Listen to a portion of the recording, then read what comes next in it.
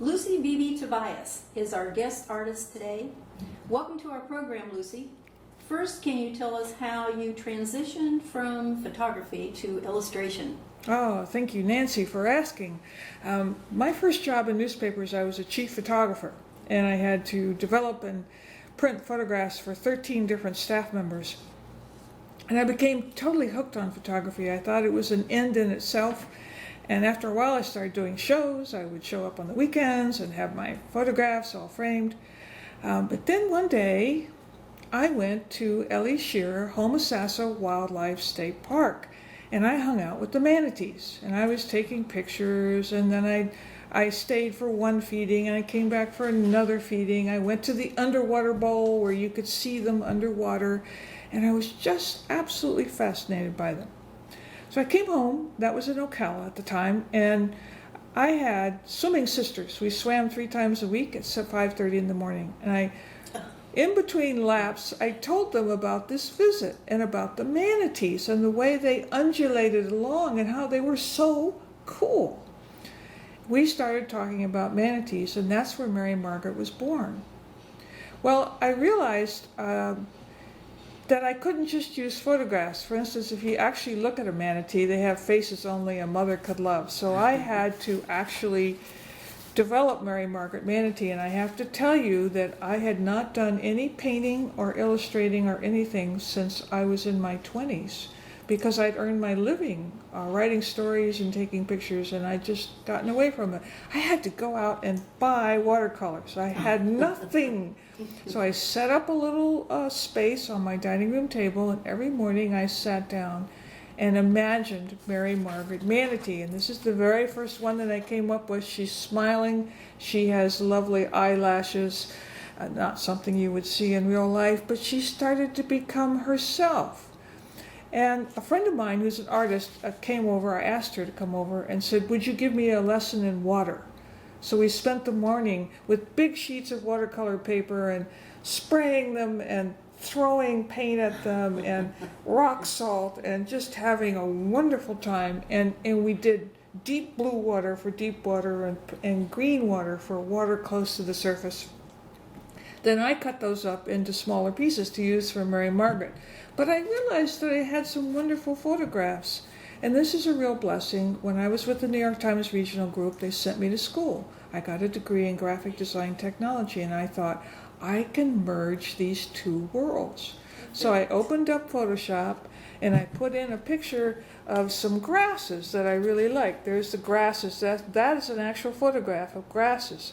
And now, tell me where this was taken. This was taken at the Rainbow River.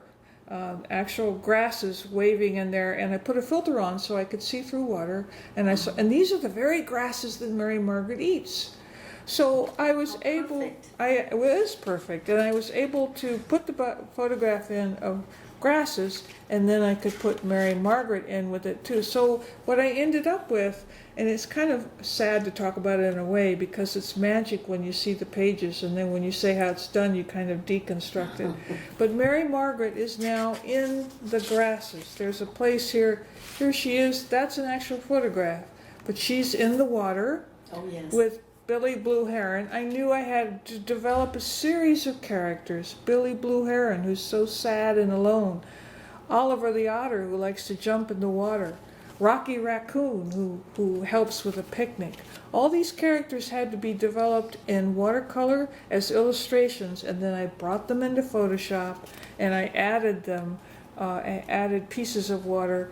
Like here's Mary Margaret, and that water is also Rainbow Springs State Park. Yes, you can see the rainbow effect of the lighting from the surface of the water. Yes. In the picture itself. And amazing. Mary Margaret, the same artist friend who was looking at my work as it progressed, said, you know, you have to make sure she is with the part of the water. So every Mary Margaret has actually, she's not 100% intensity. She's actually backed off so that a bit of the water shines through her. Yes, yes. So she looks like she's in real life. So you have illustrations put into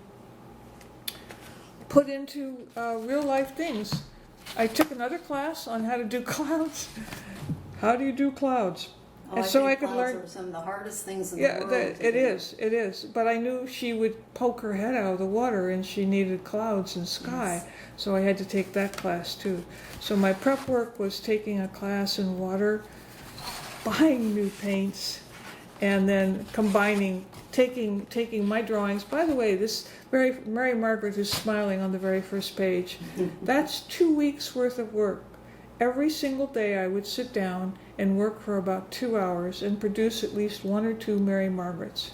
I think that's what some of our listening audience does not understand, and that's the fact that you don't just sit down and scribble out a sketch and then fill it in with crayon Right. like you did in the first grade.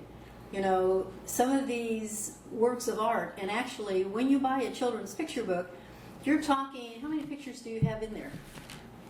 Well, at least 20. Yeah, at least 20. I think I don't know, some of the children's picture books could have as few as maybe 8 Right. paintings, because one painting might cover 2 pages, but you've got to have, unless it's a board book, you've got to have at least 16 pages. Yes. So, and then some go up into, you know, another children's picture book might have as many as 40. And the process involves, there's a great book called The War of Art by Stephen Pressman, where he deals with the terrible resistance that we all have to getting anything done or making things happen. And his bottom line is, you got to show up every day. Yes. And that's what I did with Mary Margaret. When I decided she had to make her real, I showed up every day, Monday through Friday. I gave her 4 hours. I gave her the best part of my day, which is morning. That's when I'm happiest and perkiest. And I would work on Mary Margaret. And I would know if it was right when it spoke to me. And this took 2 weeks to get the one that finally made it. Billy Blue Heron took even longer, because he was standing on the bank alone, but I didn't want to make him a figure that made you too sad. Mm-hmm. He needed to be lonely but approachable. Right, yeah. And that meant a lot of looking at blue herons.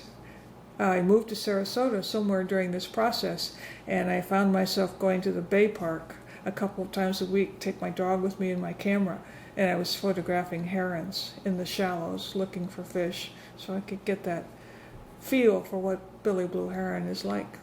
You know, it's interesting.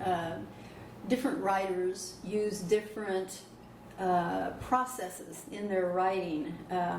Pamela asked me recently, she said, well, how do you do it? And I said, well, I just sit down and start writing, and pretty soon the story takes on a life of its own.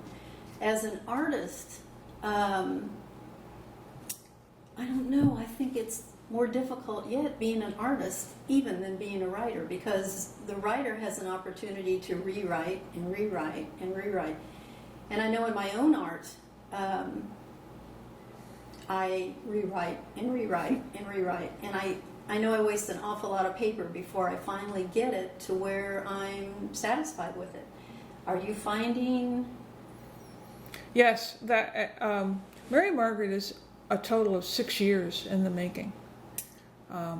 My first book, 50 Great Walks in Florida, was published in 2006. In 2007, I had that experience at Homosassa and shared it with my swimming partners. Mm-hmm. Came home, did a few sketches, wrote a rough draft of a story, and put it away on a file on my laptop. That was it.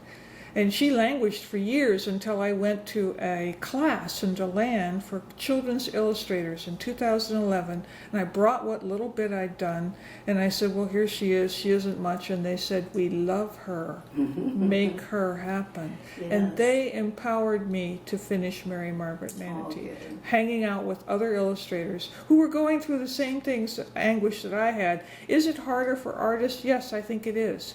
Because the words evoke images, and you have to make those images come to life. Yeah. One of my books, 2 of my books actually, were illustrated by an artist in Sarasota who's considered a graphic artist. And I said, so Lori Loveberry George, I said, Lori, would you like to illustrate my story? And she said, okay. It took her 1.5 years before she got, I think, oh, I forget, I think there were maybe 15 pictures before she completed it. And it was interesting because she said, okay, I've got it down now. So when I do the next one, there won't be as much detail. So it'll go a lot quicker. So she did Brandon Grows a Vine. I don't know what happened to her theory about no detail, because it has to do with him getting a plant from his neighbor and it grows. It doesn't say in the story that it's a wisteria, but adults will recognize it's a wisteria, and if you've ever had one, they have a mind of their own. Oh, yes. And I imagine she's got 1 million leaves painted in that book. Wow. You know, the life of an artist is so difficult. Well, I don't know that it's difficult. It's very time consuming. It takes a long time. It doesn't take a year and a half. Usually. Well, that's true. It didn't. When I hunkered down with Mary Margaret, I had her finished in 5 months. Yes. Along the way, I had readers and lookers who, you don't exist in a vacuum. Even though you're working by yourself, then Yes. they would say how she's coming, or if they thought a page worked or didn't work, and that was good feedback because they're my future readers too. Right. That's right. One of the things about art, having the artist come out and play after all these years, is that it's immensely satisfying. I mean, when I finally got the Mary Margaret that worked, I did a little victory dance around the. I mean, I was just one happy camper. You get the same thing with writing when you're finally finished and you can say that's it. But with art, you get these little rushes as you go along. Yeah. You know, this little piece works. This little piece of water works. This plant works. This butterfly works, and it's like, alrighty now. And that makes you want to do more. So your expertise is in poetry, or in photography, as well as illustration. So let's compare the two. Okay. Yes, thank you for asking. My photography has consistently been on the path less taken. I'll go places that many other people have gone, and I'll see things they didn't see, and those are the things that's interesting to me. And I like to work with that. When it comes, and sometimes it's quite detailed, but when it comes to illustrating an art, I like to be suggestive, not definitive. Almost the exact opposite of my photography. So when I used photography in the book, it was always dimmed back and secondary. I let the illustrations that are suggestive take the front. Yes. The photography went to the back, because it's very easy to get lost in the details of a photograph. I did have genuine fun along the way, like Mary Margaret eats water hyacinth. So I went out to my pond in the backyard, and there was a water hyacinth blooming. Oh. So out comes the camera, and the next thing you know, we're pulling it out of the pond, and we put it on a yellow Fiesta plate and photographed it there, and we're just having too much fun. That's the only photograph that ended up in the book by itself, because it really worked by itself. Everything else is suggestive but not definitive. Mm-hmm. Mary Margaret's a manatee, but she's not like the manatees you saw in Homosassa. Actually, she's cuter. I love the smile. I have to admit, I don't believe I've ever seen a manatee up close, nose to nose. You can do that if you go, there's a number, in the back there's a study guide that tells you a number of places you can go to see manatees.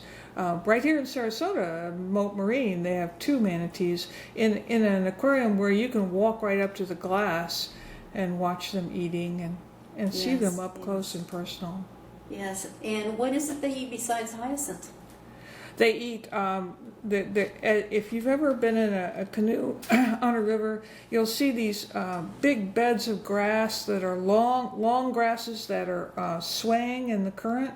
They eat those too. They're completely vegetarians. In fact, I have a Q&A in the back that says, does Mary Margaret eat meat? And the answer is no.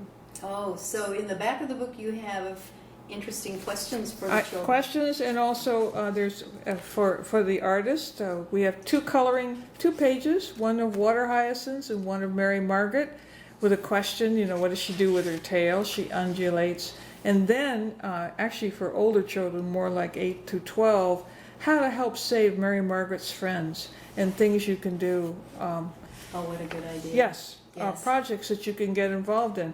For instance, Billy Blue Heron can easily get his legs tangled up in a fishing line.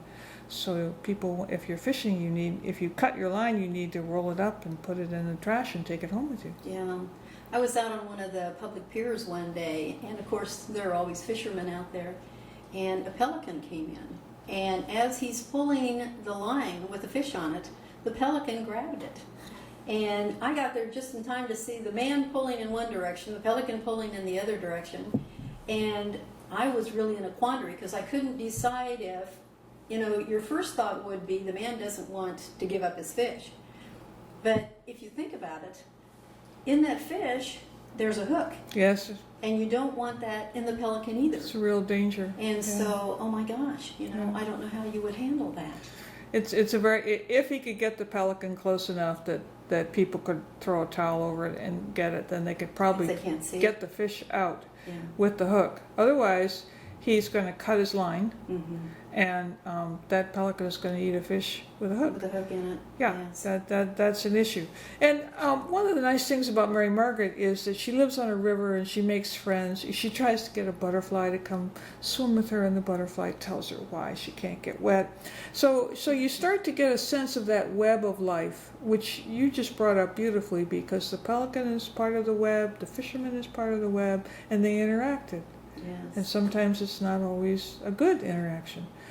With Mary Margaret, the big thing is the boats, of course, not yes. looking out for manatees. Manatees are very slow animals. They're very slow. They really like to eat. So they're not in any hurry. I mean, if there's grasses and water hyacinths and plants, they just mosey along having one continuous buffet. Yes. And unfortunately, because they're under the water, and mostly under the water, it's hard for boaters to see them. It is, and I noticed that very much at Homosassa. It was surprising to me how the manatees change color. If you look down at them through the water, they look like these dark blimps, almost like rocks, big rocks. Oh. But if they stuck their head out of water, it became more greens and colors, even Yes. yellow ochres, and more grays underwater, and even blacks. Very hard to see them. They're slow moving, and they don't know they need to get out of your way. Yes. And even if they did know, they can't motivate that quickly. No, they're not able to. So it's up to us to look out for them, and that's a big issue because boaters say we just want to charge right along. But they have manatee areas where you have to watch out, and I think the salvation of the manatee is in our children who are going to read stories like Mary Margaret, and then they're going to go out with their parents and their aunts and their uncles and their grandparents in their boats, and they're going to say, we need to slow down. Yeah. They will have the knowledge then. They have the knowledge. They are the saviors of the future of manatees. Yeah. Of course, we're kind of lucky living in Florida. I grew up in the Midwest and lived for about 12 years in Charleston, South Carolina. Mm-hmm. But having moved to Florida, I realize the wildlife that we have down here is so different from any of the other states. And we are learning to live with the alligators in the pond and, when to avoid, obviously you don't feed them. Right. You don't want them coming up to your house. You don't want to get to know them on a first name basis. And like with the manatee, we love them. They're just so sweet and gentle. And we want the next generation to be able to enjoy them as well. We do, and one of the things in the study guide, it says you can help Florida manatees, and here's one of the suggestions. Write a manatee story that starts, "If I were a manatee," and then you finish the story, finish the sentence, and be sure to add drawings. Yes. So I'm hoping that seeing illustrated Mary Margaret will encourage children to turn around and write their own manatee stories.